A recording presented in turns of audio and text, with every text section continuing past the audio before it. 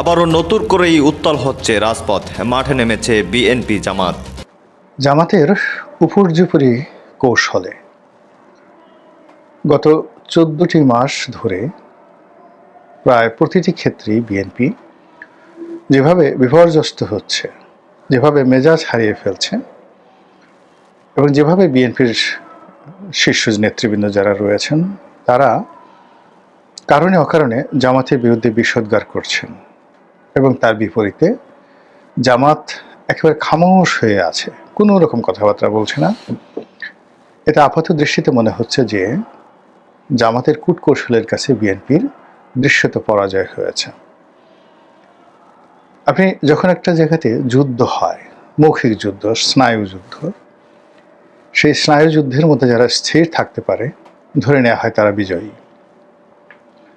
আর যারা খুব অস্থির হয়ে যায় ধরে নিতে হবে যে তারা পরাজিত হচ্ছে। তো সেই দিক থেকে গত ১৪ বা ১৫ মাস ধরে আমরা সেই বিএনপি শীর্ষ পর্যায়ে যারা নেতৃবৃন্দ রয়েছেন, ইনক্লুডিং জনাব তারেক রহমান সাহেব, তারা সকলে মিলে জামাতের ব্যাপারে তাদের যে মতামত, জামাতের সঙ্গে ঐক্য করা না করা, জামাতকে বন্ধু ভাবা বা শত্রু ভাবা, আগামী দিনে জামাতকে কিভাবে মোকাবেলা করার জন্য কর্মকৌশল তৈরি করা হবে, সেই বিষয়গুলো নিয়ে অন্তত ১০ থেকে ১৫ বার তারা তাদের সিদ্ধান্ত পরিবর্তন করেছে। কখনো তাদের মনে হয়েছে যে জামাতের সঙ্গে এই মুহূর্তে ঘাটাঘাটি করা যাবে না, আবার একটু পরে মনে হয়েছে যে না, তাদেরকে জলস্থলে অন্তরিক্ষে আঘাত করতে হবে, প্রতিযোগিতা করতে হবে এবং তাদেরকে ছাড় দেওয়া যাবে না। কখনো জামাতের প্রশংসা করার চেষ্টা করা হয়েছে, আবার কখনো জামাতের সমালোচনা করা হয়েছে এবং খুব নিষ্ঠুরভাবে সমালোচনা করা হয়েছে। উত্তরে জামাত যেটা করেছে সেটা হলো নীরব থেকেছে। তারা কখনো কোনো ব্যাপারে প্রতিক্রিয়া দেখায়নি। জামাতের আমির লন্ডনে বেগম জিয়ার সঙ্গে দেখা করতে গেছেন, তারেক রহমান সাহেবের সাথে হয়তো দেখা হয়েছে, এসে একেবারে সাধারণ সাদামাটা একটা বক্তব্য দিলেন যে লন্ডনে গিয়েছিলেন এবং যেহেতু বেগম জিয়ার সঙ্গে দীর্ঘদিন রাজনীতি করেছেন, তো নেহাত সৌজন্যতাবশত তিনি তার সঙ্গে দেখা করতে গিয়েছিলেন।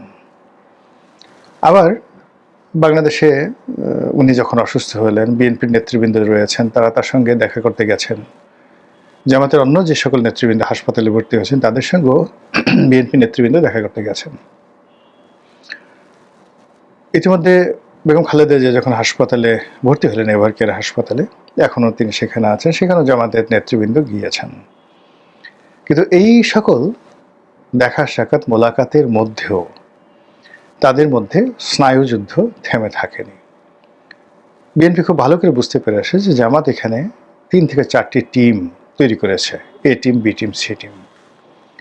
তো এই সকল টিম তারা তাদের পরিচয় গোপন রেখে, কেউ হয়তো ছাত্র সংগঠনের মধ্যে, কেউ হয়তো পেশাজীবী সংগঠনের মধ্যে, কেউ হয়তো সাংবাদিকদের মধ্যে এমনভাবে মিশে আছে যে কোনটা জামাত, কোনটা বিএনপি, কোনটা এনসিপি, কোনটা ইনকলাব মঞ্চ বা কোনটা অন্য যে পেশাজীবী সংগঠনগুলো রয়েছে, এটি তারা বুঝতে পারছে না। বিএনপি এও বুঝতে পারছে না যে আওয়ামী লীগের সঙ্গে ভারতের সঙ্গে জামাতের কেমন সম্পর্ক আছে। বিএনপি এও বুঝতে পারছে না যে ডক্টর মোহাম্মদ ইউনূসের সঙ্গে জামাতের এই মুহূর্তে কেমন সম্পর্ক যাচ্ছে, এনসিপির সাথে সম্পর্ক কেমন, সেনাবাহিনীর সাথে সম্পর্ক কেমন, তা নিয়েও বিএনপির মনে যথেষ্ট সন্দেহ দানা বেঁধে উঠেছে। এর ফলে কি হলো, প্রায় প্রতিদিনই বিএনপির যারা লোকজন রয়েছেন তারা মেজাজ হারাচ্ছেন। অন্যদিকে জামাত এখানে কিন্তু প্রতিক্রিয়া তারা দেখাচ্ছেন না, মানে রিয়াকশন দেখাচ্ছে না, কিন্তু অ্যাকশন দেখাচ্ছেন। এবং জামাতের একটার পর একটা অ্যাকশনে বিএনপি রীতিমতো তছনছ হয়ে যাচ্ছে। যেমন ধরুন, শিক্ষা প্রতিষ্ঠানগুলোতে জামাতি অ্যাকশন, সেই অ্যাকশনে প্রায় সব জায়গাতেই জামাত যে ভূমিধস বিজয় অর্জন করেছে, তার সঙ্গে বিএনপি গোহারা হেরেছে। এরপর ধরুন, পেশাজীবী সংগঠন, প্রেস ক্লাব নির্বাচন, এরপর বিভিন্ন সংবাদপত্রের সম্পাদক থেকে শুরু করে সাংবাদিকদের যে অংশটা পত্রিকার খবর নিয়ন্ত্রণ করে, তো সেখানে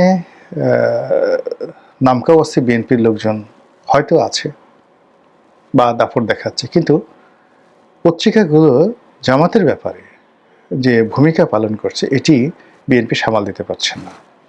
মিডিয়াতে একই অবস্থা, মানে যেখানে টেলিভিশন টক শো থেকে শুরু করে সব জায়গাতেই মানে জামাত তাদের চতুর্থ স্তরের যে নেতৃবৃন্দ রয়েছেন এবং নতুন নতুন মুখ, এদের নামও কেউ শুনেননি, এদেরকে ইতিপূর্বে দেখা যায়নি, তাদেরকে পাঠাচ্ছেন। এবং এ সকল জামাতি নেতাদের সঙ্গে বিএনপির শীর্ষ নেতারা অনেক সময় টকশোতে গিয়ে বসে ঝগড়াঝাটি করে একটা বিতিশ্রী কাণ্ড ঘটিয়ে ফেলছেন। এবং জামাত এটা খুব উপভোগ করছে, ভীষণ রকম উপভোগ করছে।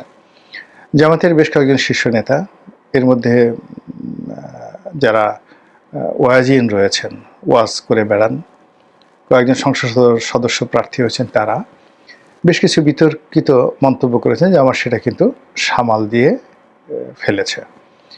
কিন্তু বিএনপির যে সকল নেতৃবৃন্দ রয়েছে, টেকনাফ থেকে তেঁতুলিয়া পর্যন্ত, এদের বেশিরভাগ প্রার্থী মূলত এখন জামাত বিরোধী হয়ে পড়েছে, ভীষণ রকম জামাত বিরোধী হয়ে পড়েছে এবং তারা প্রকাশ্যেই জামাতের বিরুদ্ধে কথাবার্তা বলছে। আমি দেখলাম যে ডক্টর হেসানুল হক মিলনের মতো মানুষ, আন্দরলিপ রহমান পার্থর মতো মানুষ, তারপরে অন্যান্য যারা আছেন, মির্জা আব্বাস তো বলেই বেড়াচ্ছেন, তো সবাই জামাতের ব্যাপারে যে মুখ খুলছেন, এগুলো আবার তাদের বক্তব্যগুলো ভাইরাল হয়ে যাচ্ছে।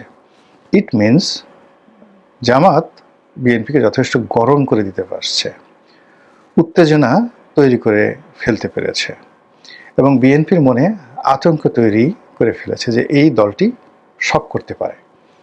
এবং এখন বিএনপির সব লোক প্রকাশ্যে অপ্রকাশ্যে জামাতকে একটা গুপ্ত রাজনৈতিক দল হিসেবে আখ্যা দেয়। আর সেই গুপ্ত রাজনৈতিক দলের যে ছদ্মাবরণে সারা বাংলাদেশে বিএনপি যে কী করছে আর জামাত যে কী করছে, এটা কোনো পক্ষই বুঝতে পারছে না। বিএনপির মিছিল বড় হচ্ছে, মিটিং বড় হচ্ছে, রাত বিরেতে তারা ঘুরে বেড়াচ্ছে, আর জামাতের মহিলারা ঘরে ঘরে ঢুকে যাচ্ছে। এই বিপুল সংখ্যক মহিলা কর্মী বিএনপির নাই, এটা হল বাস্তবতা। 2 নম্বর হলো যে বিএনপির মেজাজ খারাপ করার জন্য বিভিন্ন জায়গাতে গিয়ে শুধুমাত্র চাঁদাবাজ এই একটি শব্দ তারা বলে ফেলছে। কখনো এবি পার্টির মাধ্যমে, কখনো নুরুল হক নুরুর মাধ্যমে, কখনো সেই চরমোনাই পীর সাহেবের মাধ্যমে, কখনো তাদের নিজেদের চতুর্থ স্তরের যে নেতা রয়েছেন তাদের মাধ্যমে, কখনো এনসিপির মাধ্যমে, আবার কখনো কখনো সরকারের যারা কর্তা ব্যক্তি রয়েছে তাদের মাধ্যমে।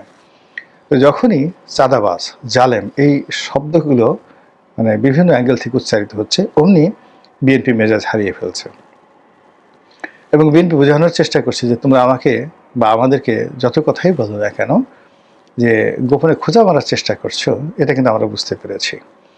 এর ফলে কি হলো, এই ডিসেম্বর মাসে এসে যখন তফসিল ঘোষণা করা হলো, তখন বিএনপি এবং জামাতের যে বিরোধটি, এটি এখন রীতিমতো অহিনকুল দাগ কুমড়ার সম্পর্কের পর্যায়ে চলে গেছে, আর এখানে কোনো বন্ধনও সম্ভব নয়। অন্যদিকে বিএনপি প্রথমে আশা করেছিল যে তারা একটা বৃহত্তর রাজনৈতিক যাকে বলা হয় জোট গঠন করবে এবং জোটের সঙ্গী সাথী যারা আছে তাদেরকে 100টি সিট ছেড়ে দেবে। কিন্তু এখন এই পর্যায়ে এসে বিএনপি কাউকে বিশ্বাস করতে পারছে না, একেবারে বিশ্বাস করেন কাউকে তারা বিশ্বাস করতে পারছে না। তাদের কাছে মনে হচ্ছে যে 300টি আসনে নিজেদের প্রার্থী তারা যদি পরাজিতও হয় তবুও ভালো, কিন্তু যারা জোট সঙ্গী তাদের জন্য কোনো একটা প্রার্থীকে অফ করে দেওয়া, এই মুহূর্তে বিএনপি নিজেদেরকে মানে নিরাপদ মনে করছে না। বেশিরভাগ আসনে বিএনপি প্রার্থী ঘোষণা করেছে, 28টির মতো পদে এখনও তারা প্রার্থী ঘোষণা করেনি। কিন্তু এখন যে পরিস্থিতি হয়ে গেছে, বিশেষ করে ওসমান হাদির যে গুলিবিদ্ধ হওয়া, বেগম জিয়ার অসুস্থতা এবং তারেক রহমান সাহেবের 25শে ডিসেম্বর তারিখে দেশে ফেরা, এই ঘটনার মধ্যে যেটা বোঝা যাচ্ছে যে বিএনপির আসলে এখন কোনো অপশন নেই বাট টু ফাইট। তাকে এ যুদ্ধে জড়াতেই হচ্ছে, লড়াই তাকে করতে হবে। আর লড়াই করার জন্য কখনোই দেখা গেল যে রাজপথে যাদেরকে নিয়ে যুগপৎ আন্দোলন করেছে, আন্দোলন একটা জিনিস, কিন্তু এই মুহূর্তে জামাতের সঙ্গে একটা সিমেন্টেড এবং রেজিমেন্টেড সংঘবদ্ধ একটি রাজনৈতিক শক্তি, যাদের অর্থ আছে, টাকা আছে, কানেক্টিভিটি আছে, ঠান্ডা মেজাজ আছে, তারপরে তাদের যাকে বলে অন্যের মেজাজ গরম করে দেওয়ার জন্য দেয়ার আর ম্যানি মেশিনস, তাদের অনেকগুলো যন্ত্র আছে, সেই প্রোপাগান্ডা মেশিন দিয়ে তারা যে কোনো মানুষের মেজাজ গরম করে দিতে পারে। তো এই অবস্থাটাই বিএনপি মনে করছে যে এখন তাদেরকে মানে জলে স্থলে অন্তরিক্ষে লড়াই করতে হবে জামাতের সঙ্গে।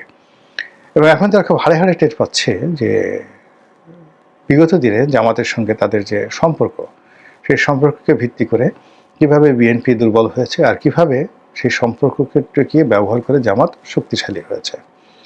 এবং জামাত এখন তাদের চোখের সামনে যত নৃত্য করছে, যত তারা রাজনীতির নীতিবাক্য তারা বলছে, এবং যত বেশি দেশি বিদেশি কূটনীতিবিদ যারা আছেন তাদের সঙ্গে সাক্ষাৎ করছে, ব্যবসায়ীরা যখন দলে দলে তাদের অফিসে যাচ্ছে, এটি বিএনপির জন্য একটা রীতিমতো অবমাননাকর, ভীষণ রকম অবমাননাকর। এবং এই অবমাননার কারণেই তাদের যে গত 14 মাসে বিজয়ের যে বা জয়লাভ করার যে শতভাগ তাদের যে আস্থা ছিল, বিশ্বাস ছিল, এটি সির ধরেছে। ফলে জনাব তারেক রহমান সাহেব বলতে বাধ্য হচ্ছেন যে নির্বাচন যত সহজ মনে করা হচ্ছে, আসলে নির্বাচনটা অত সহজ হবে না, এটা অনেক অনেক কঠিন হবে এবং অতীতের যে কোনো নির্বাচনের চাইতে এটি বেশ ঝুঁকিপূর্ণ হবে। এবং এটা মাঠে ইতিমধ্যে দেখা যাচ্ছে, মাঠ উত্তপ্ত হয়ে পড়েছে, ঝুঁকিপূর্ণ হয়ে পড়েছে। এবং যেভাবে অনাস্থা, অবিশ্বাস এবং হানাহানির শঙ্কা বা ভয় ছড়িয়ে পড়েছে, সেই তুলনায় নির্বাচনের যে আমেজ, উৎসাহ, উদ্দীপনা নেই বললেই চলে। মনে করা হয়েছিল যে তফসিল ঘোষণা করার পর নির্বাচনের ট্রেন চালু হয়ে যাবে, কিন্তু বাস্তবে যে একটা দেখা যাচ্ছে সেটা হলো তফসিল ঘোষণা করার পর নির্বাচনের ট্রেন উল্টো দিকে চলা শুরু করেছে। এখন এই উল্টো দিকে চলা ট্রেনকে আবার নির্বাচনের দিকে মুখ ফেরানোর জন্য সরকার কতটা কার্যকর ভূমিকা রাখতে পারে সেটাই দেখার বিষয়।